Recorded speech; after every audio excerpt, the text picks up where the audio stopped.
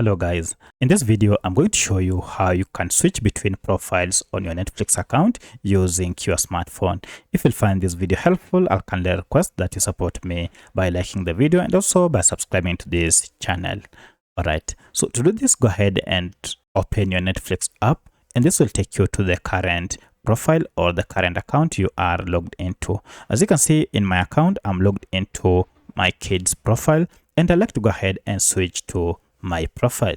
So to do this, go ahead and tap on my Netflix here, and this will highlight the current Netflix profile that is visible on your account. To change or interswitch between the accounts, go ahead and tap on the drop down arrow, and here you'll see a list of all the profiles that you have on your Netflix account. So to switch between, go ahead and tap on the profile that you wish to switch to, and this will go ahead and now switch your account to that profile that you wish.